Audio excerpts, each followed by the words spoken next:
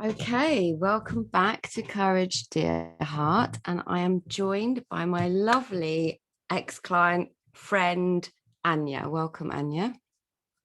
Thank you. Hi. So, Anya is somebody who worked with me. I think you started a couple of years ago, didn't you? And finished last year, just before the pandemic.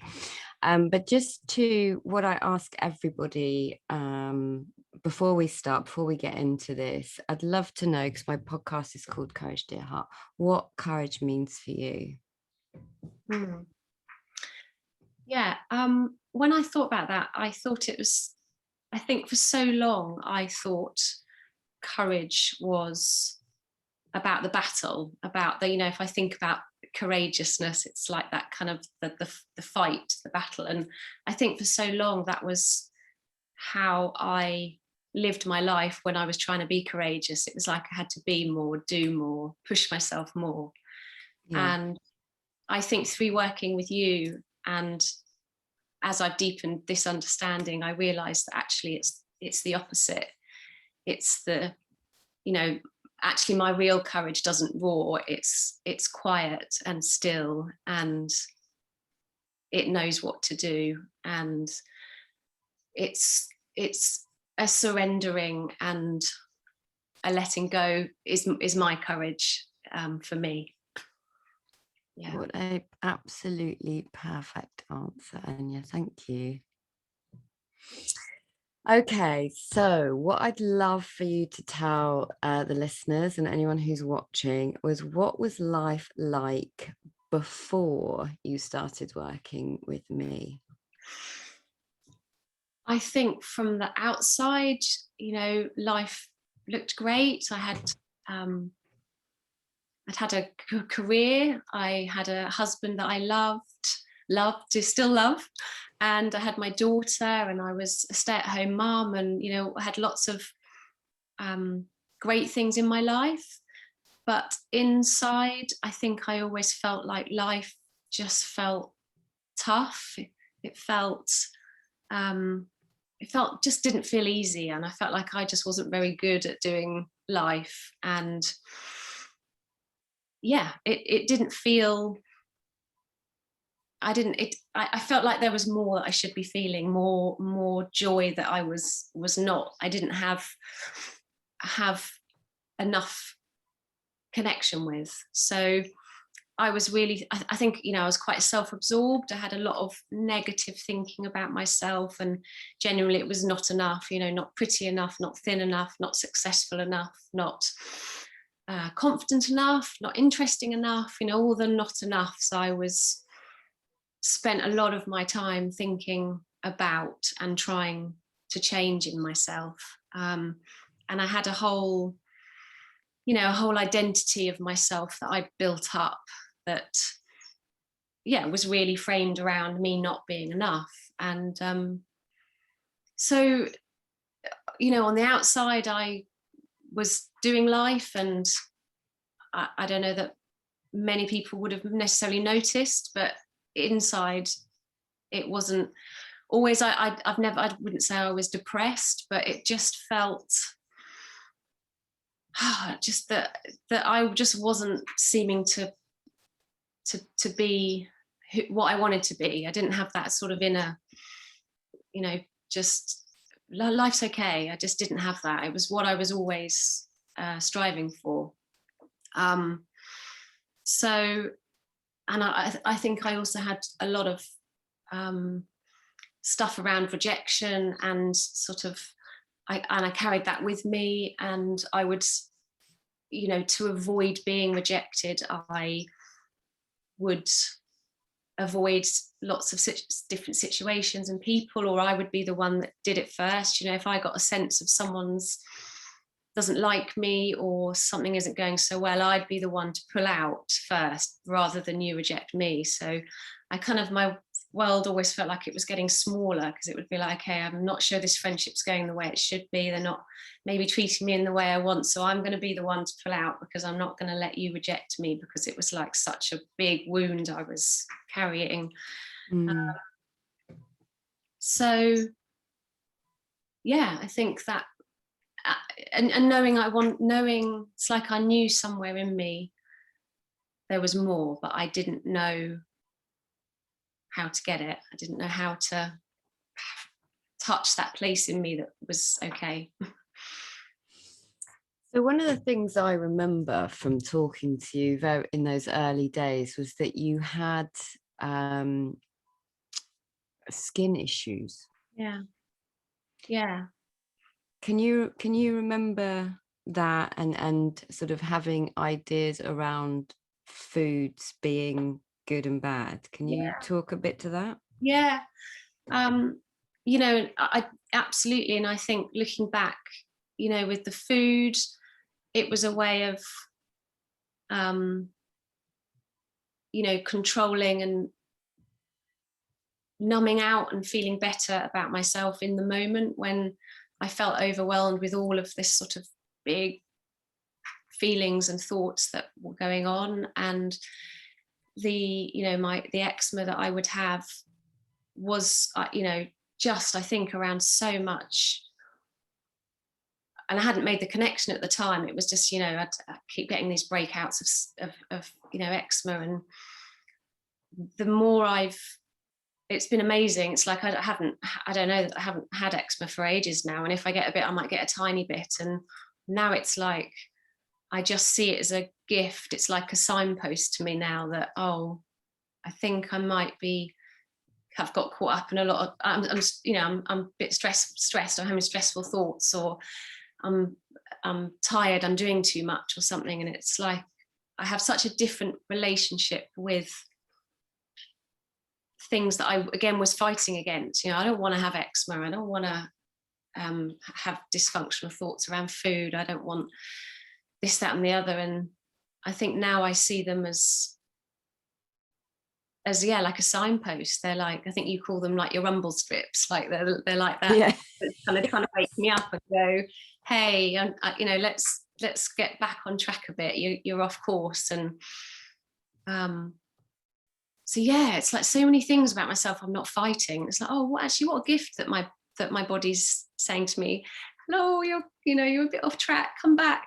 And it's like it's trying to, it's I'm always being guided back, is how I really see me now. It's like my well-being is always trying to guide me back, and sometimes it's through less helpful ways, and sometimes it's through more helpful ways, but it's always trying to guide me back. Yeah, I'd love to explore that a little bit more, but first I'd love to know, what had you tried before you came across me? What kind of things had you tried? Loads of things. I tried counselling, I tried personal development groups, online courses, I'd had acupuncture, homeopathy, and as well as doing those things, gone for drink, and in my early teens, drugs or shopping or anything, all of these things I was doing to try and make myself feel better. And at times some of them did give me some sort of relief, but it was never lasting. And I realized that it was sort of all of those things, having therapy or acupuncture, they were all kind of helping me to cope in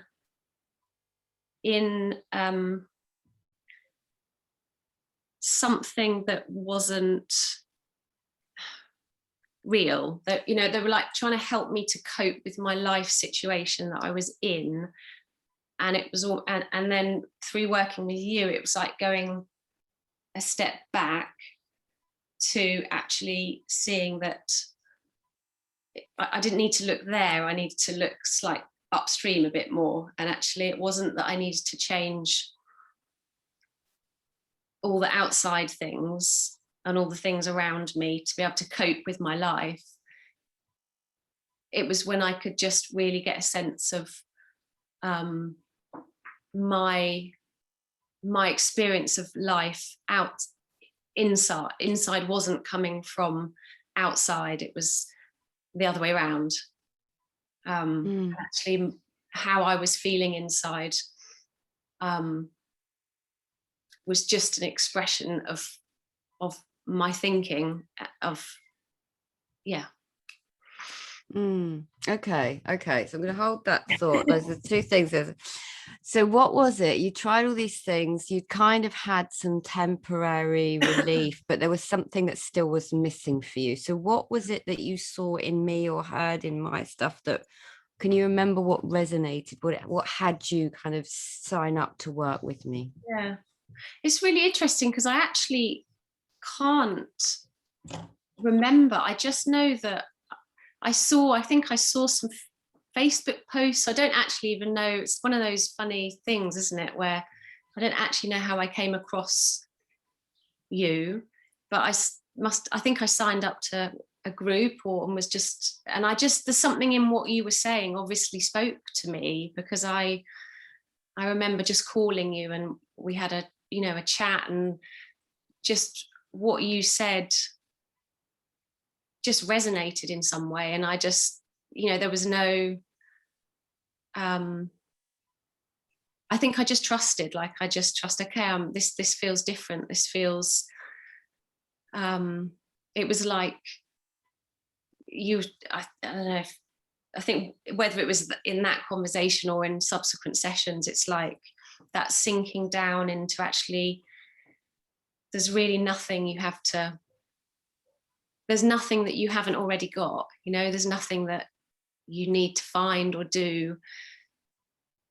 And, that was just like, oh, wow. It's, when I've spent my whole life searching outside of myself to try and feel okay, and then to sort of really hear, no, you really are, you're always okay, and nothing and no one can ever take that away from you is it was massive, and yeah. So that is massive. That was massive for me when I really got that. And of course this is a slightly different paradigm in psychology. So can you sort of, like, lots of people find this quite difficult to explain. When you first started working with me, was it unusual? What did you have, like, a sense that this is peculiar, this is real? Like, what was your sense of it? Yeah, it was completely different, and somehow there was a truth to it. Like there was it made sense and it didn't make sense. And I remember you kind of saying something about, for me to just get curious about finding out what I don't know rather than sticking with what I do know. And I remember hearing that and thinking, oh, that's quite a powerful thing to say, because actually I think I spent my whole life, being so sure that I know all about me and what I'm like and how life's going to be for me. And actually when I let go of that and realized that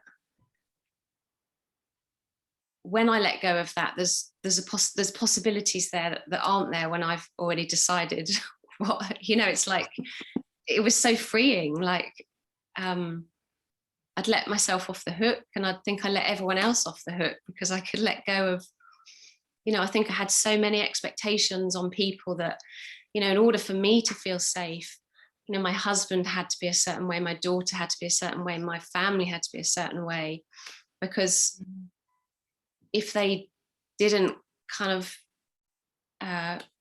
fulfill these roles that I had decided that needed, it was like an exchange of, for me to feel loved and respected and cared for, it has to be X, Y, and Z. And it was so amazing to be able to, let myself off the hook with that, and let everyone else in my life off the hook as well, that I could just enjoy them as they were, not in kind of such a transactionary way. And that was for me too. Yeah, I really know what you mean. It's so powerful. So yeah, you're sort of talking about the impact of letting yourself off the hook, the impact that that's had on your family. And one thing you mentioned earlier, which I'd love for you to expand on, is that you didn't, what you said is, I didn't make the connection before, which is my eczema was related to my stress. And obviously now you've seen that. Can you just, for someone who may be experiencing, because I do have a lot of people who have, you know, either eczema or hives and haven't quite, they hear what I'm saying, but they haven't quite made the connection. How did you see that for yourself? Can you remember?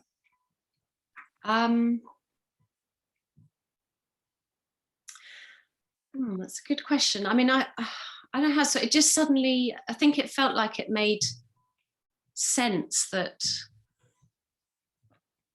what I was trying to get rid of was actually, it was the gift, you know. It was like what I was trying to push away and not have was actually just a message from my body saying, we're trying to show you the way, we're trying to show you the way home. And we all have a different version of that, you know. Some people get skin things, some people get headaches, other people get stress, other people get depression, other people whatever. We all have our own unique way that our body reacts, but it's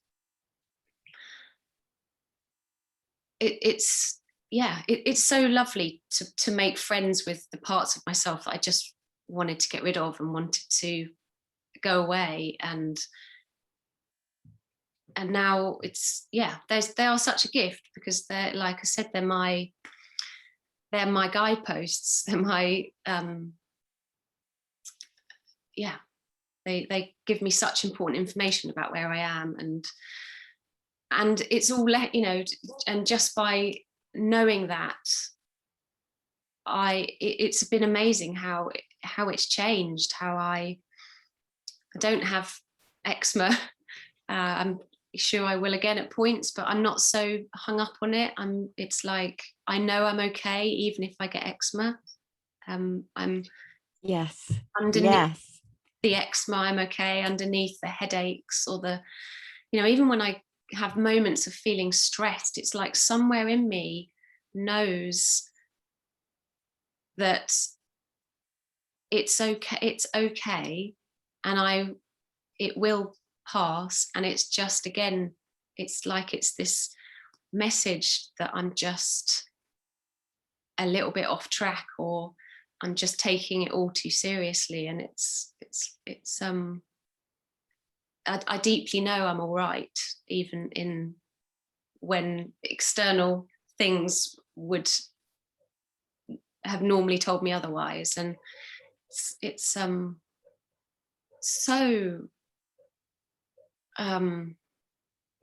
it's taken a long time for that to sink in on that level. I think I understood it up here for a long time, you know. And I remember saying to you, you know, you'd say, and I'd be like, okay, that's great. So what's the homework? What do I need to do? What do I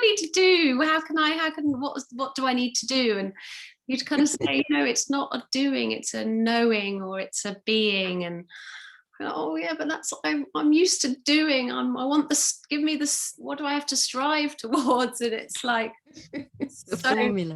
Yeah. And to know that I don't have to do anything because it's already there. And you know, it's big sort of thing to get up here, but then to really feel it here. It did take a while, but it's there. And you have days when I forget it and days when I get caught up in stuff, as we all do, but much more quickly I come back to peace, or I can laugh at myself and go, oh God, Anya, what are you saying? What on earth is that thought? Or, oh, look what I just did. And it's like, oh, you know, life's just, you know, so much more, there's a lot more fun, and sort of just, yeah, I can laugh at myself a lot more. I don't take myself so seriously, and I definitely did, you know, definitely did.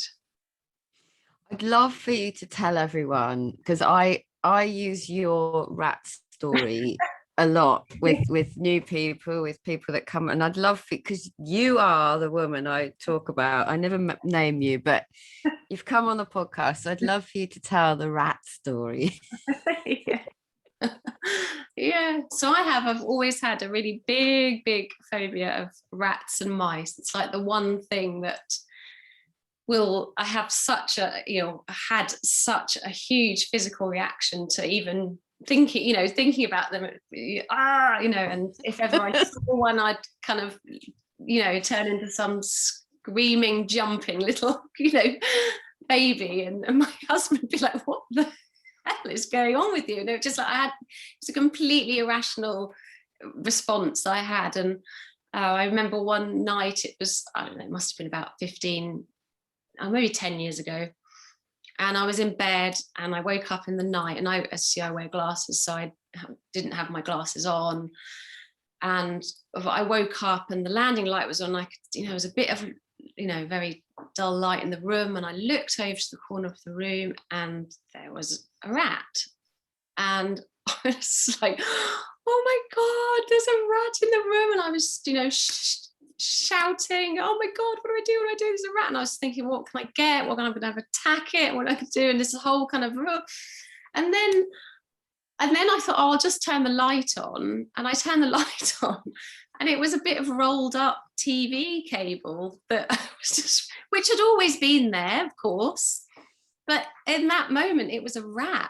It was just like, and then as soon as I saw it, it was, well, of course it's not a rat. But it had been a rat for the 3 or 4 minutes before that. Yeah.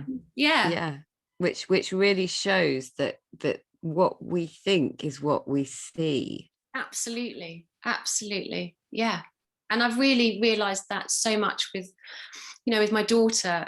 I was seeing what I was experiencing her through a lens of decisions I'd made about her. And I had this, sort of moment of, oh my God, this is why I'm seeing my daughter as ungrateful and spoilt and,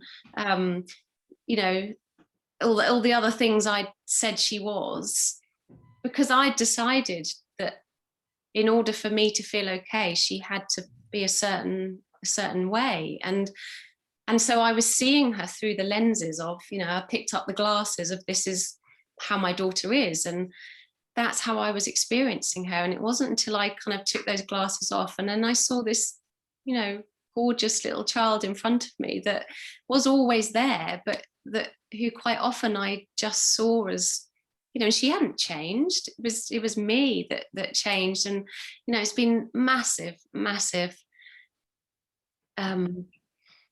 It's emotional because it's like, I feel like I could have, had I not done this work with you, Charli, I could have missed out on so much loveliness with my gorgeous, delightful, feisty little girl that I was experiencing in a different way because I didn't understand that I was okay however she was. And so I was putting all these kind of expectations on her to make me feel okay.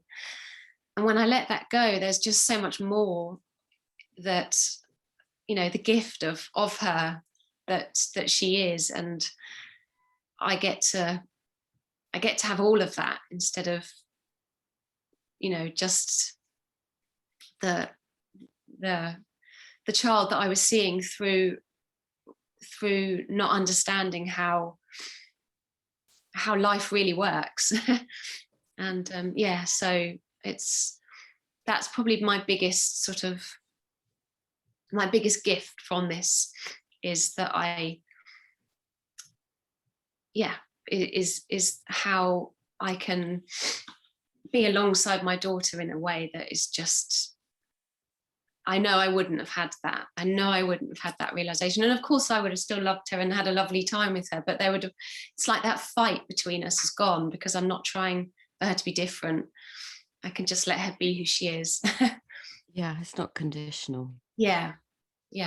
yeah. And I think for a while I thought, oh, if I'm doing this and it's all made up, then I have to just let everything go. And I think I've realized actually that it doesn't mean I'm not now passive in life. I still can step up and say when things don't feel okay, but I don't have to take everything personally.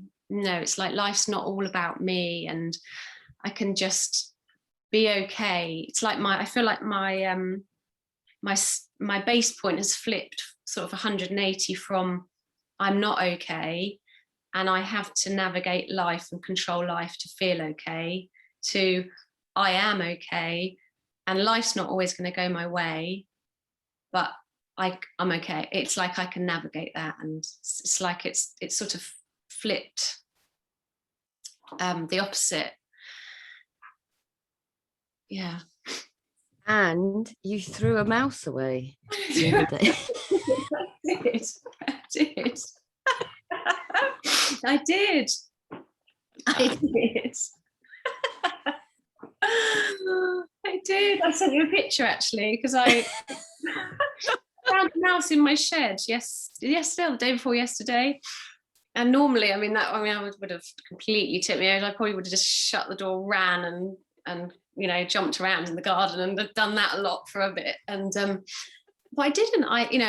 I picked it up in a bag, and I did have to sing a little song while I was doing it. I sort of la la la la la la la la, but I was fine. I did it, and yeah. So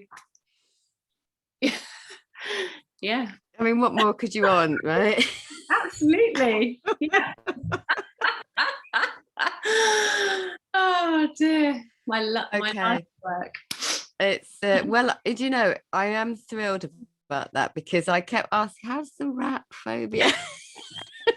And then I get a picture of a dead mouse. Yeah. I mean, don't get me wrong, I don't want to hang out with them, but No. And me either. So you've sort of talked a little bit about how your life has changed with regards to your personal relationships, but I'm wondering what else has changed. Like, what are you up to now? What's different? Well, I think life is life's just more peaceful. It's more enjoyable. It's calmer. I'm just, it's like I'm less interested in my thinking. I'm less concerned with it all. And so I'm more in life, I'm more present. And I think I just show up differently, when I feel secure in myself, things feel possible that didn't feel possible when I wasn't in that secure place in myself. So I had, a lot of anxieties about, the work that I was doing and being visible, and, the thought of doing something like this. Here we go. You're like, no way. And now here I am, and I'm, I work with girls between 10 and 12, mentoring them as they sort of bridge that transition from girl to young woman. And I feel in a much better place to be able to stand alongside them when I'm in that place in myself. And I've also doing some training to be an iHeart facilitator, which looks at helping children uncover their innate well-being.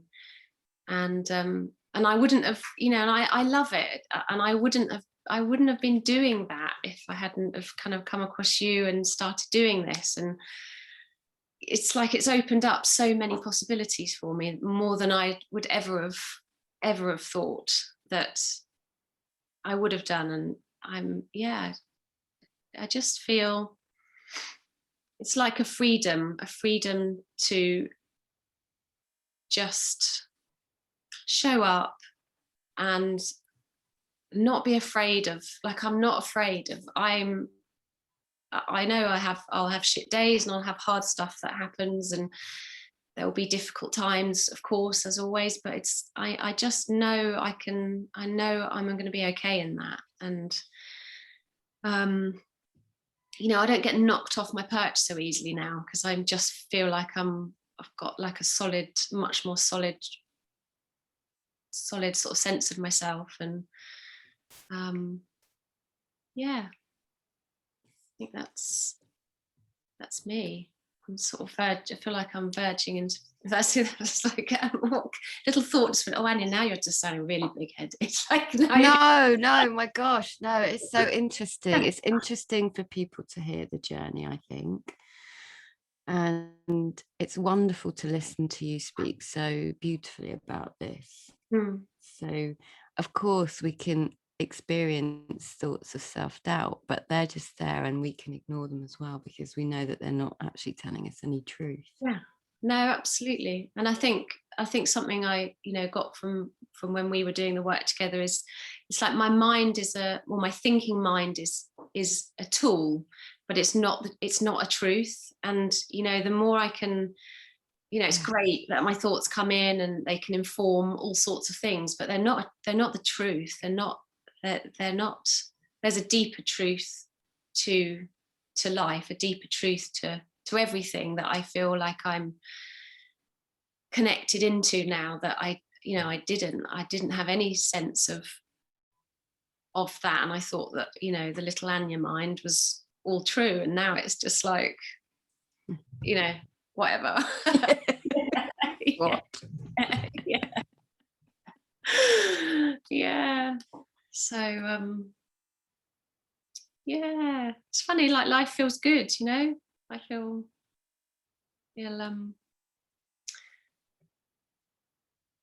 yeah. What would you say to someone who was thinking about signing up, maybe a little bit on the fence, a bit frightened? What would you say to them? I think I'd say trust that trust that something's calling you to do it. I think it's really easy to get caught up in the the head stuff of, I haven't got the time, or I haven't got the money, or I haven't got I've got other stuff to do, and actually it's trusting the part of you that wants to do it. And I've got so much from working with you, and through then it's like I feel like I got this great, you really helped me to lay the foundations of this understanding. And then I love that analogy of like roots and wings. It was like I feel like you helped me to kind of plant those roots, and then I kind of went off, and I had times after we finished our work together, I think I kind of, it went a little bit to the periphery for a bit, and then something called me back, and I was just like, oh, I want to listen to a podcast or read a book about it. And it was like and it's like the fire was lit with you, and then it had a little time where it was just some lower embers, and then and now it's just grown and grown and grown. And I think it's really helped every we met every 2 weeks, just to sink into that deeper space within me, out of my busy life and out of my busy thinking, and sort of sink down into that part of me that kind of, it's really hard to explain, but it wasn't the little Anya mind. It was like somewhere deep in me that knew that this was right for me, and that there's a truth to it that I've never felt in anything else that I've done, and it's so I feel really grateful to you, Charli, for I feel so grateful that whatever brought me to find you did, and that so thank you. I really do, because I know I did it, but you were that person that kept. Ooh. My mum. Wonderful timing.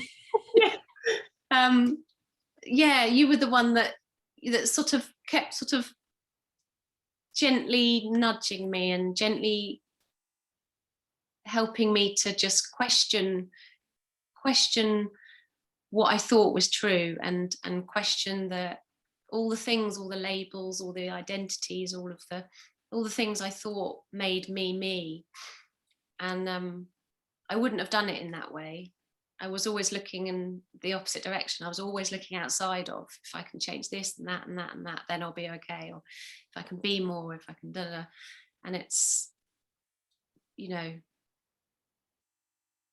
you really helped me to see that there's something else.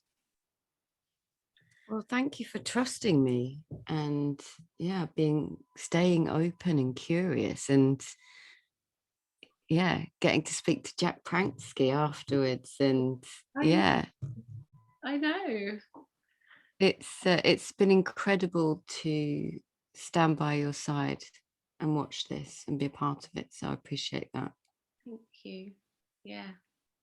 Oh. Yeah. And I was saying to you before, like my new best, my new addiction now is 3 Principles podcasts. I was like, now you're on one. Oh my God, yeah. Best addiction I've ever had, this one. It's just and poor B, she keeps going, B says, oh, mummy, it's that 3 Principles again. It's like, yes, yeah.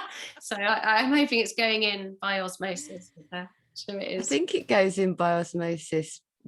If you think about your journey, there's resistance, but it's going in. There's resistance, it's going in. And I love I love that you used the roots and wings, because that's what I'm going to name this podcast, this episode. Right. But that for me really does. We don't know the roots and the grounding we have. We don't know the wings and the courage we have. Yeah. We don't believe in ourselves enough. And everyone has that, listens to that voice of criticism. Yeah. So much. And to have that, you have that sense now of your depth and your potential and your possibility, and enoughness. And it's been wonderful to listen to you. So thank you for your time, my lovely. And I appreciate you coming on and doing this with me. No worries. Thank you for having me, as they say at the end of the podcast. And we'll talk soon. I'm going to press stop and everything and say goodbye to everyone watching live and goodbye to everyone listening. You stay there, Anya, please. And I'll talk to everyone very soon. Thank you very much.